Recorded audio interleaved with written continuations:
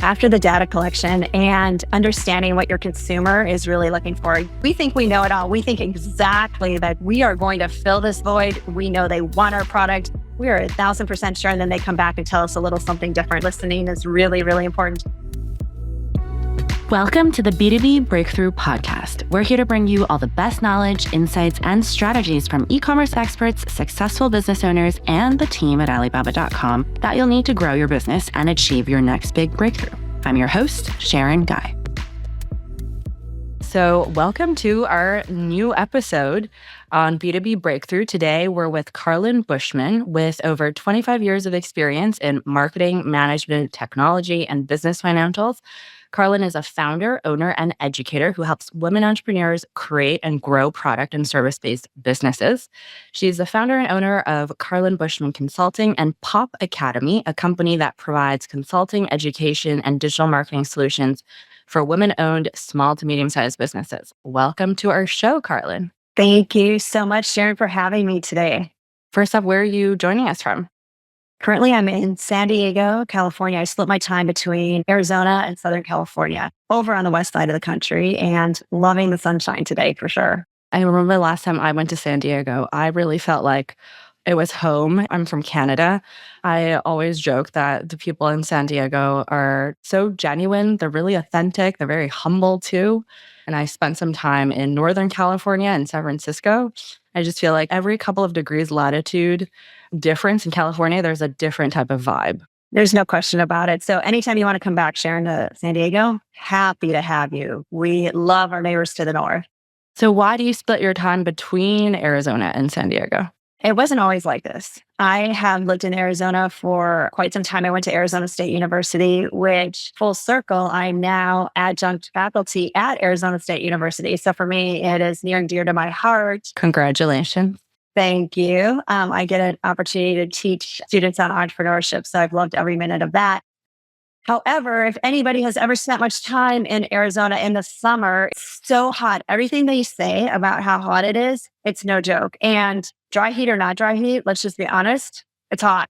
So if I cannot do that all the time, I try to not do that all the time. So tell us a bit about your journey and your leeway or what you've done in the entrepreneurship space.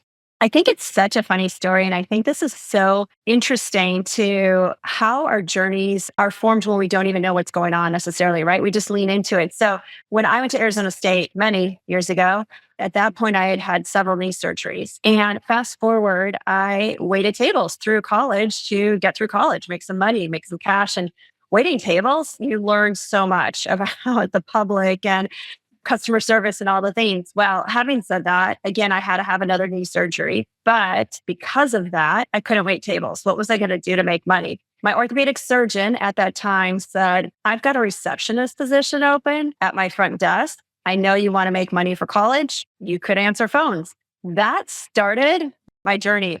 If I would have never had knee surgery, I would have never started in that small business, which led me to my corporate position, where I spent a ton of time in corporate and learned so much from corporate that I could take it back to small business. So that's kind of a Cliff Notes version, but it was all because of that happened to me at the time, but really, truly for me. And I would have never thought I'd be where I am today, but it was a knee surgery.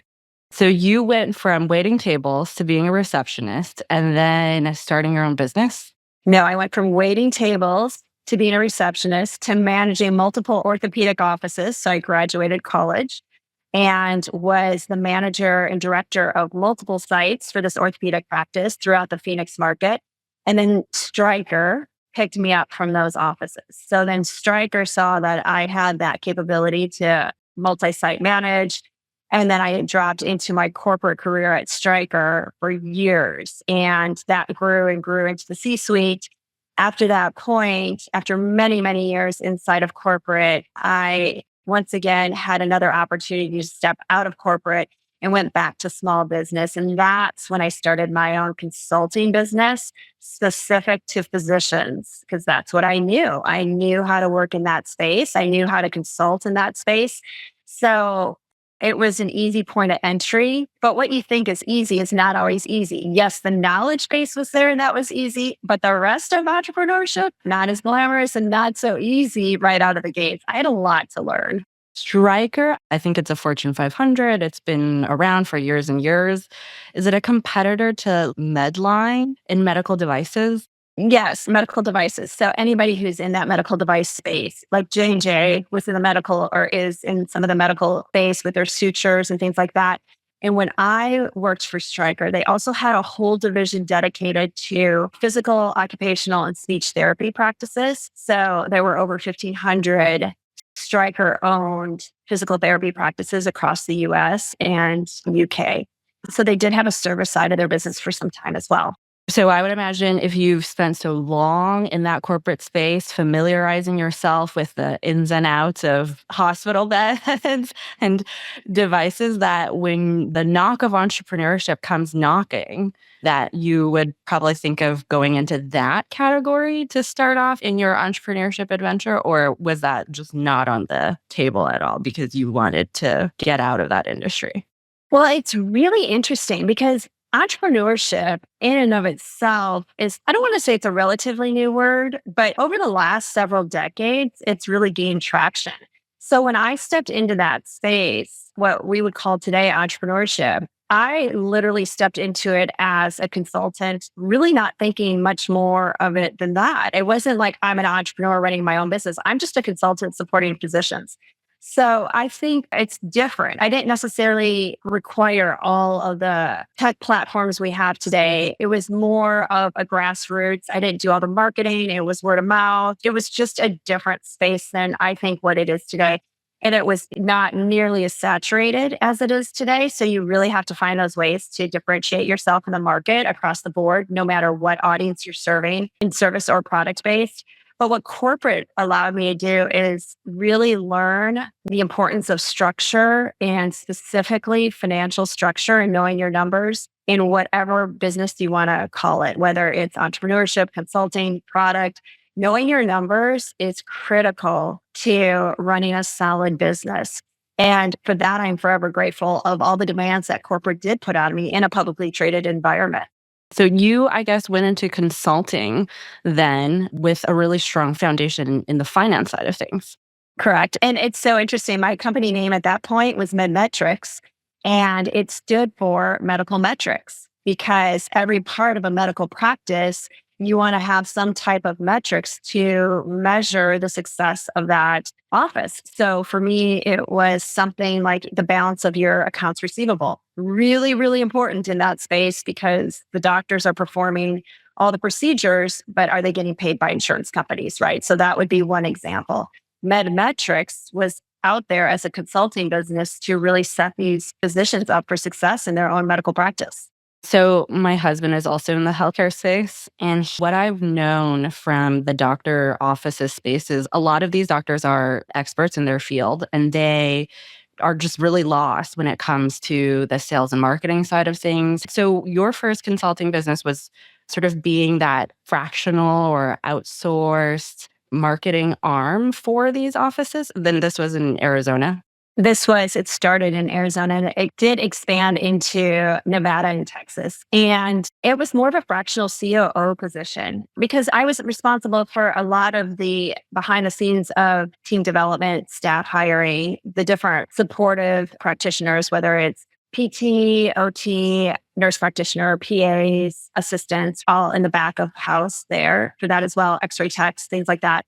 And you're absolutely right. It's not a lot different in the entrepreneurship world, right? Because anybody who steps into entrepreneurship, if you can see where you can solve a problem, you're the creative person in that space. That's your secret sauce, where you can see you can solve the problem and you're solely focused on that and you get it and you have that passion and it's amazing and embrace it and do all the things. But what happens is you are not necessarily an expert in spreadsheets, or you're not necessarily an expert in technology implementation, or you're not necessarily an expert in hiring the right people or outsourcing whatever it is you need to outsource. So that is so important to understand in a business. What are you really, really good at? And then look for support outside of your superpowers to support you in the growth of your business.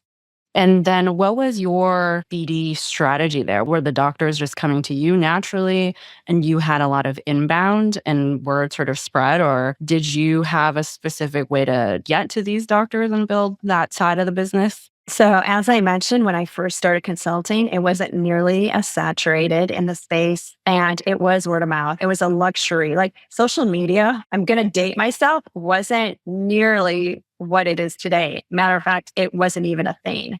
So, there was no digital advertising outlets for me to really talk about what I was doing to help physicians in this space.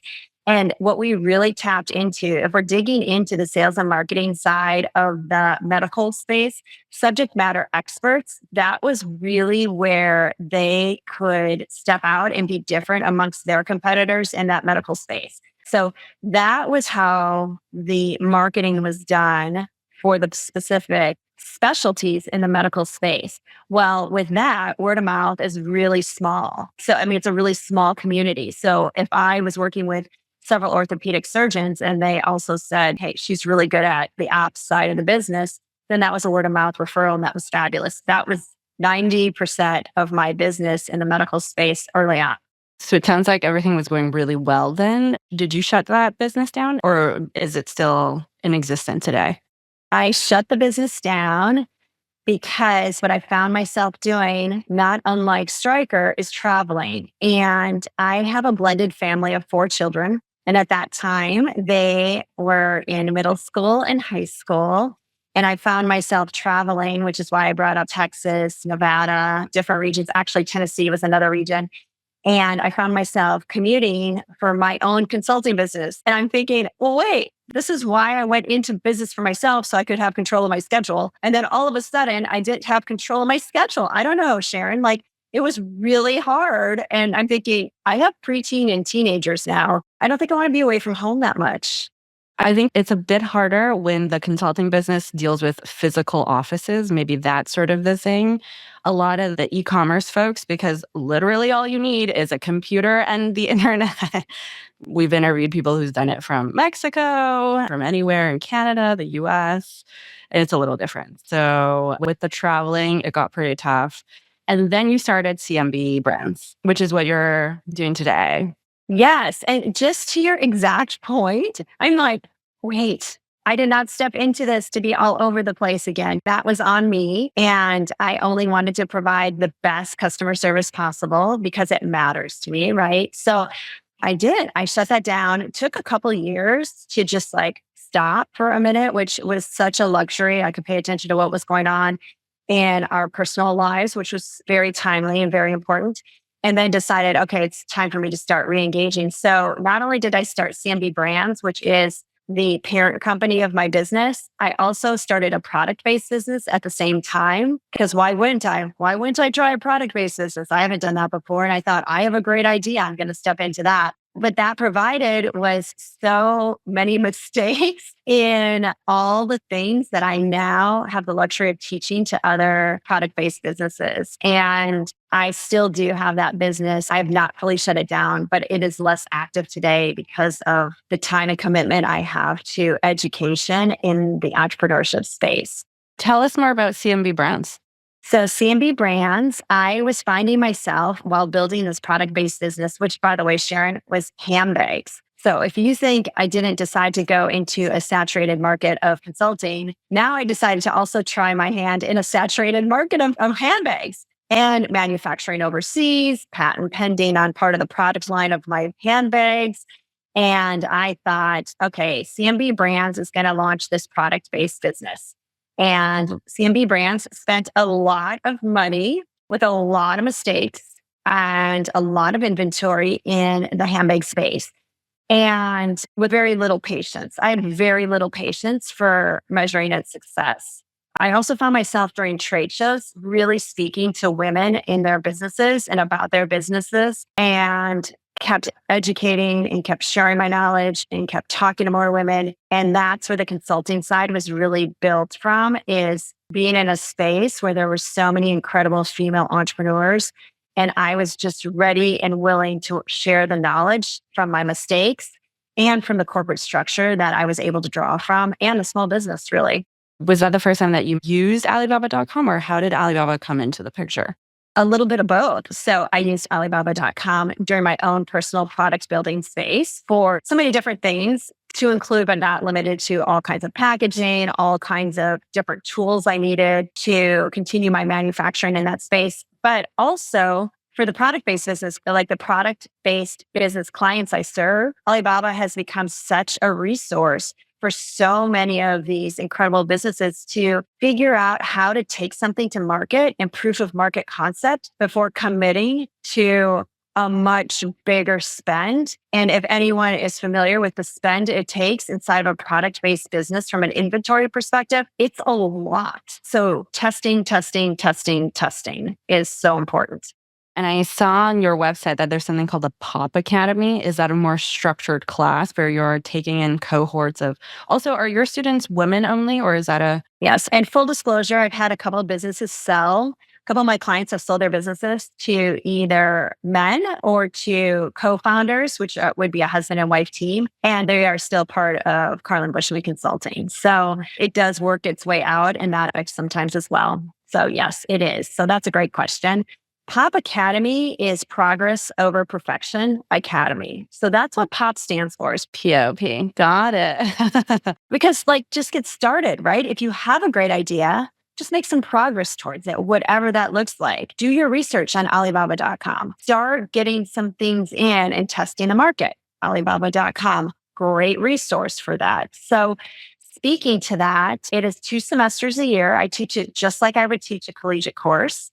And it is set up so that if you're in your 20s, 30s, 40s, 50s, 60s, 70s, and you have a great idea and you want to find out if entrepreneurship is right for you and you want to get grounded in the education, are you going to go back to a state or private university and take entrepreneurship 101, 102, all the things? I offer this class to really fast track that, but it is literally set up like a college class. So you have office hours, and then it is 12 weeks of pure content of starting a business and taking it to market. We really set up the semester, as you might guess, really structured. So the first 4 weeks are all about company strategies and company financials and really digging into that. The second 4 weeks are all about your product, the cost of goods, manufacturing, inventory, taking it to market, focus groups, everything we talked about there.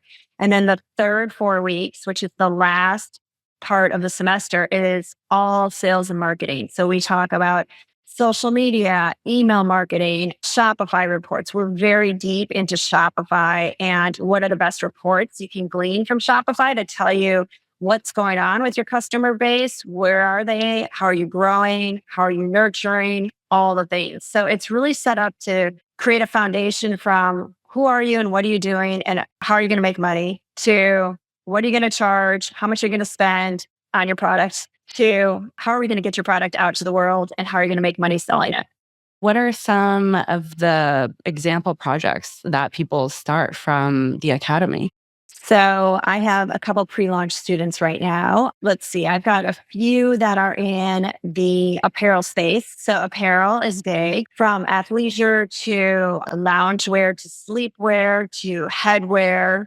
So I have several of those, which those have their supply chain and manufacturing challenges for sure. Their design, tech packs, fabric, all the raw material pieces of that.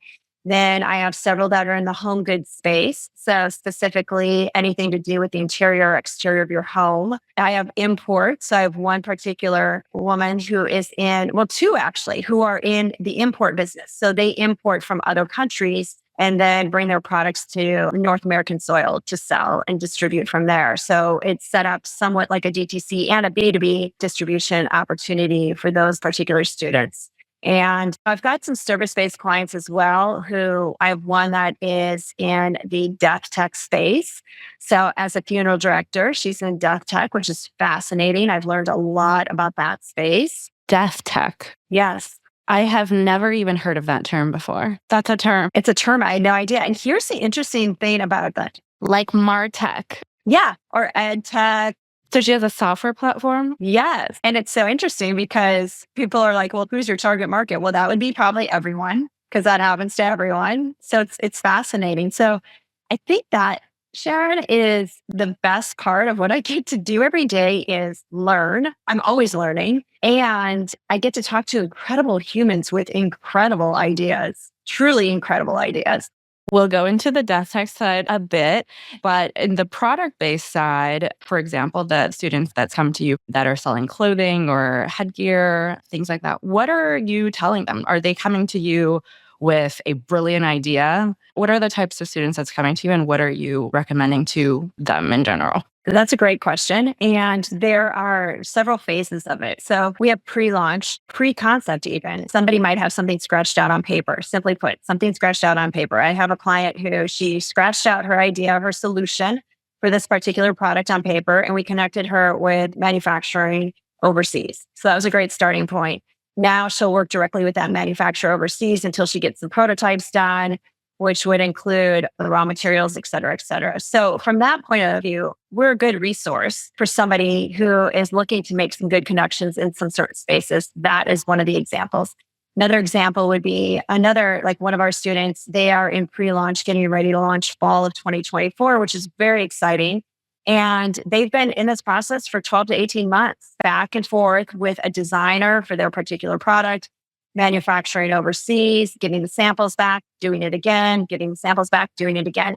Most of the students come with their idea already, and then we start to fine tune it. Many of the students have already been in business for a year or two and really feel like, okay, I'm in business. I understand some of this, but I really need to understand more.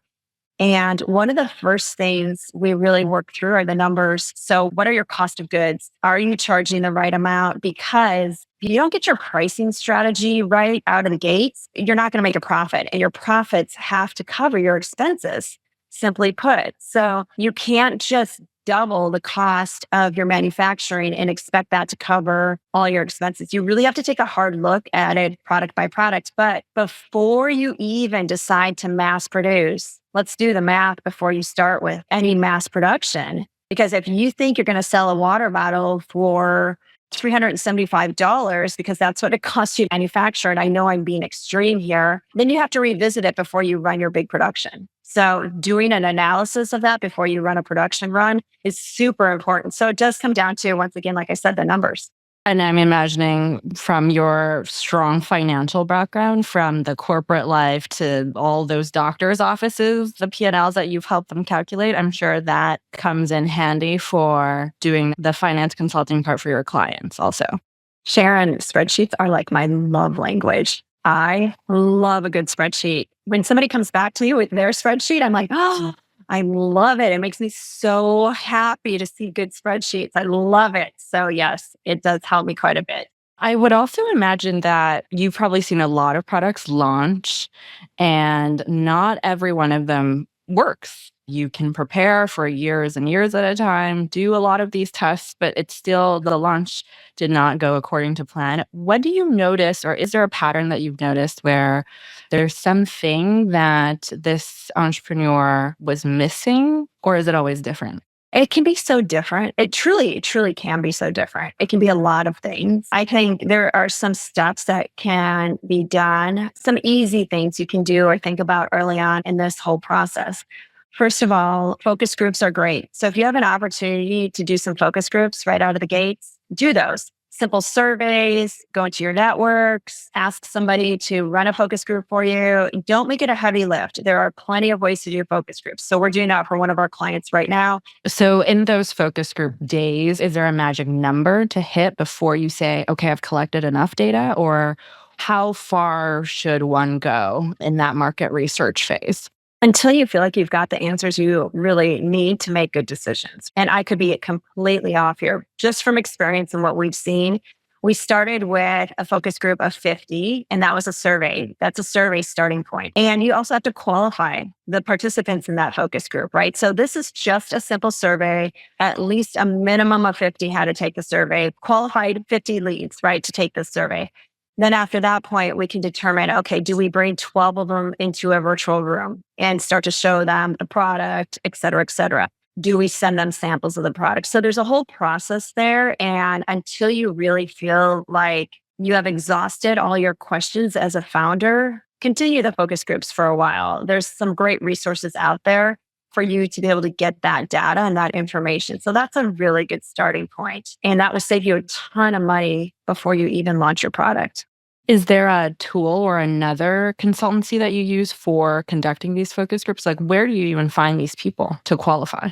So it's not easy. We develop a questionnaire. A lot of times we'll put them into like our networking groups, things like that. They'll send it out to like networks, like you and I were talking about before we jumped on this interview together. Networks are a great space. So any kind of industry networks, things like that, that you might be involved with, any chambers, anything like that. And I'm not trying to be generic. Social media can be your friend in that space too. If you're in Facebook groups, that can be your space too, because you're not marketing, there's so many rules inside of those Facebook groups. But if you're just asking for people's opinions, fill out a quick survey. That is not promotional to your product or service necessarily.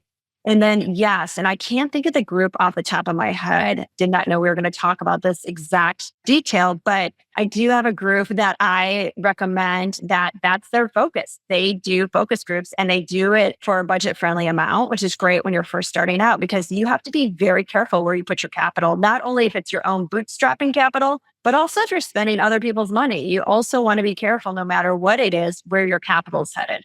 We on this podcast have also not talked about this focus group part, which I feel like that's sometimes a missing. We've gone through the social media parts, the Kickstarter, Indiegogos, the crowdfunding platforms to gather market research and data. But focus groups is actually a topic that we haven't yet explored. So let us know and we'll put it in the show notes after. Absolutely. And what I wanted to say is when you decide to go to your first trade show, or even those trunk shows, those pop-ups, those events you attend, your market research is standing right in front of you. So listen. And I can't tell you how many entrepreneurs I've talked to where they have gathered the most information from their consumers standing right in front of them. Okay, so that's step one. And then where are you taking them after the data collection phase? So after the data collection and understanding what your consumer is really looking for, we think we know it all. We think exactly that we are going to fill this void. We know they want our product. We are 1,000% sure. And then they come back and tell us a little something different. So again, listening is really, really important. Taking a non-emotional approach is so helpful because we get very emotionally tied to our businesses. And I respect that. I too do the same thing. Then you're ready to go to market. And just to jump ahead, because there are so many different steps. And as you mentioned early on, Sharon, it can be a little bit different for everybody. So this is just a big generalization. When you decide to launch your product, please do not launch all your products at one time or all your colors at one time or all your versions of your product at one time. A launch schedule or campaign strategy is meant to stretch over a period of time because the rule of thumb is ABL, always be launching. So if you want any sustainability in your sales growth and you want to see the sales growth, you have to have enough to stretch it out for that season or whatever that looks like.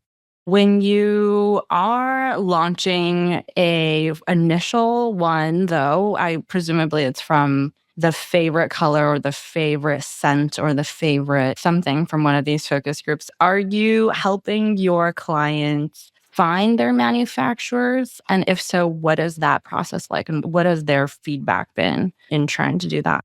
So yes, we do. I work with a number of brilliant colleagues where this is their space. So the way I help my clients find the right manufacturer is staying in the right spaces with incredibly successful entrepreneurs who make this their entire business.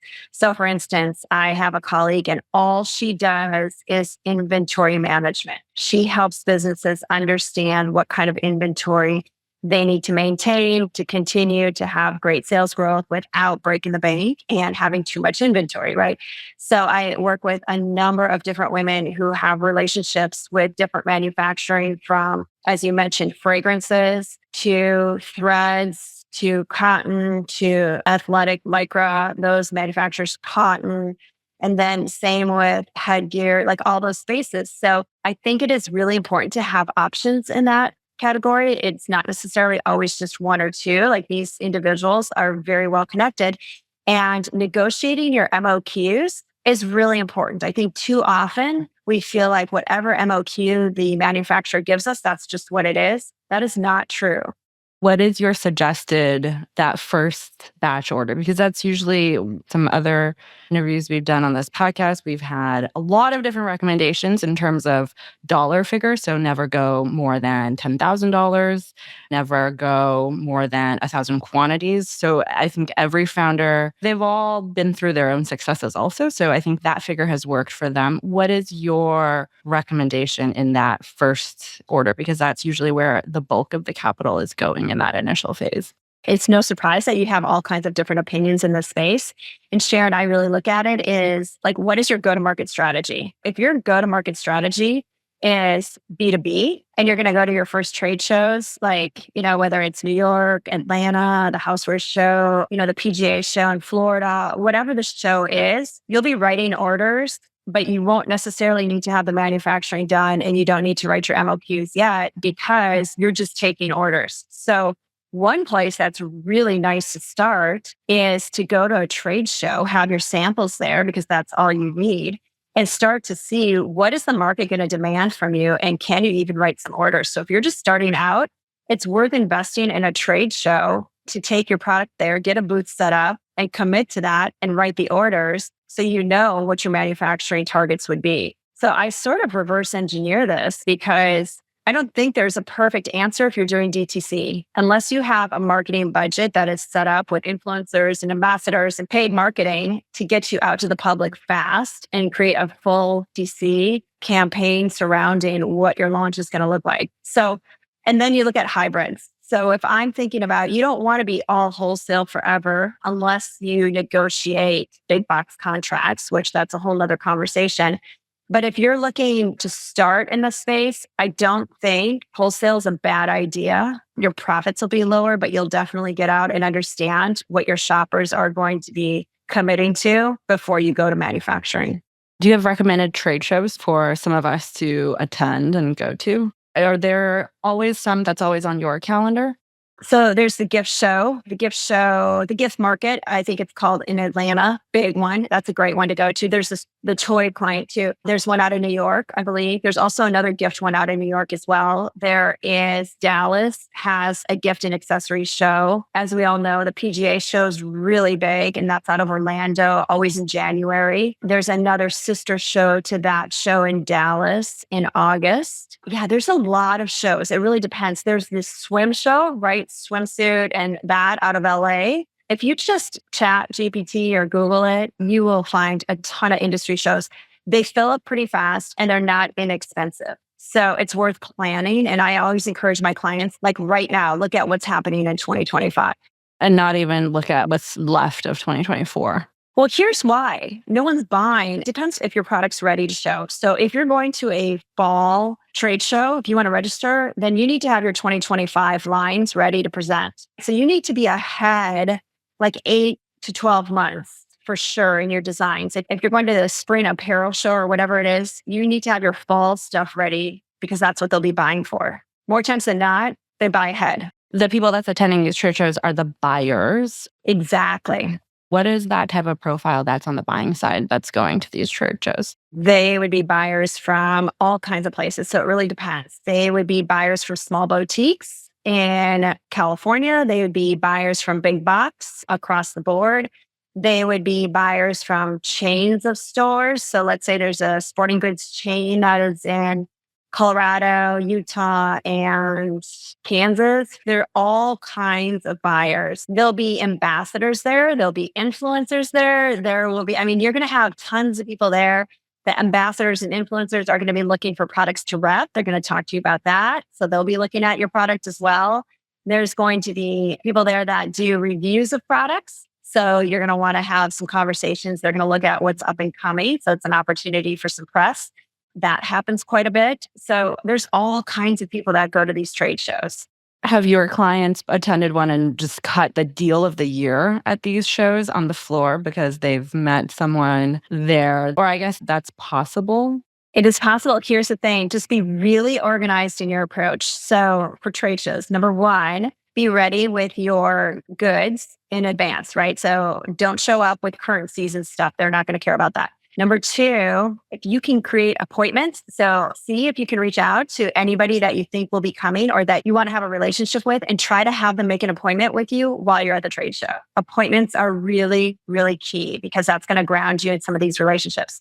Number three, anybody who comes by your booth per se, find a way to stay connected with them after the fact, whether it's LinkedIn, whatever their email is, because when you say the deals are cut at the trade show, of course that can happen. A lot of the goodness happens after the trade show. So stay in touch with them.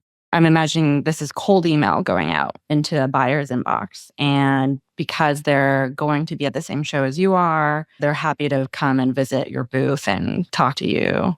Introductions are much better. What would you recommend to somebody trying to tap into their network to find the warmer introductions to these buyers?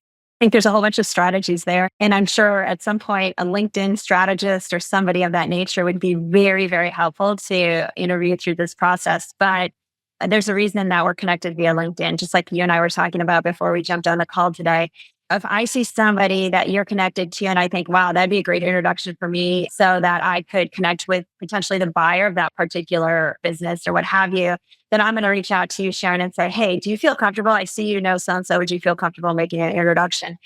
There's a reason they say second connections become really, really valuable because there's a whole bunch of people out there that are second connections to all of us. And all you have to do is ask sometimes. And that goes a long way. I have other clients that actually send boxes, like a type of a product box to the buyers in advance of a trade show and with all the details about where they'll be located for the trade show and like a QR code included inside of the box to book an appointment time with them and or ask if they could do a follow-up. So some of that pre-work before you head out to the trade shows is a really great idea as well. Making an effort to do it and do it right. Are there any resources that you recommend these first-time entrepreneurs, people going to these trade shows, read up on? Or are there certain networks that they should be joining to get the intros or just be more immersed in the space? I think just be more immersed in the space by talking to others that have already been to trade shows. I mean, there's nothing better. There's a lot of literature out there, absolutely articles written. I would say find and ask questions. Stay curious in this space. Always be learning. And that's the other ABL. Always be learning. Like ask the questions. What do you think? Where should I be? What does this look like? People are there to help other people out. So if you're there and you're wondering if this space is a good location for me, I've never been there. Any opinion on it? What would you think? Is this the right amount of money? How much inventory should I bring? Should I bring the inventory? Do I need to have a professional catalog? Should I have swag at my booth for takeaways? How do I follow up? How do I set appointments? Like these are great questions to ask somebody who's been there, done it at your specific trade show. There's tons of answers across the board, but really develop relationships with others that will be there. And I guess that's also one of the reasons that you're a part of Entreprenista is because there's so many other female founders there who have been through it, who's built these CPG or product-based businesses, who's ready to help you. It's incredible. Like there's not a question you can't present to the entire network where somebody's not going to jump in and say, I've got you. And then start. And then whether they make an introduction, the power of your network is incredible. So there's a reason they also say your network is your network. You really have to step in and give to your network in order to think of receiving from your network. So you have to go narrow and deep in that space. But Entreprenista League is incredible in their support and willing to give and connect you with other like-minded humans. Any last pieces of advice for first-time founders? Just get started. Progress over perfection. There's a reason that idea is just sitting there. POP. Yes, POP, just sitting there and tapping into resources. Just ask questions. There's no question that can't be asked. And use those resources like Alibaba and Entreprenista League. I mean, really incredible resources to tap into on a regular basis. In the next 5 to 10 years, any hopes or goals that you have for CMB to achieve? To build Pop Academy, to make it a household name. Like, I'm so passionate about the education. It's quite honestly, it's my third chapter, and there'd be nothing more I'd rather do than share the information and the knowledge and serve those entrepreneurs so that they can create their own economy and build the business that they've always dreamed of building. And I really think that right now there's no better time than this year because we are in such a huge shift of things. I'm part of the retail space where we're always doing these in-depth research reports of these huge brands. They're losing a lot of market share to these new emerging brands. And it's also true that you see these newer type of new age brands that are very different in the market, and they've launched really quickly, gathered ground really quickly, and have a really perhaps small but very loyal fan base also. And that's a sort of general trend that we're seeing in the retail scene. So reading those insights makes me also think that there is no better time than 2024, actually, where we're seeing this big shift start to happen. I love hearing that, Sharon. And I'm sure, knowing you, you have a whole bunch of ideas yourself. So just start dropping those down and writing them down, because who knows? Who knows when all of a sudden one will drop in and you're like, yep, that's it. Well, it was really nice to get to know you. And thanks so much for sharing about your journey, everything from corporate into jumping into entrepreneurship, all the clients that you've gone through, the tips on the focus groups and trade shows. Thanks so much. You're so welcome. I've enjoyed it. And you've asked some great questions. So I really appreciate you. B2B Breakthrough is produced by Alibaba.com. To find out how Alibaba.com is empowering its customers with the tools, services, and resources they need to grow their businesses, visit Alibaba.com. And then make sure to search for B2B Breakthrough Podcast on Spotify, Apple Podcasts, or wherever you find your podcasts. Make sure to follow us so you don't miss future episodes. On behalf of the team here at Alibaba.com, thanks for listening.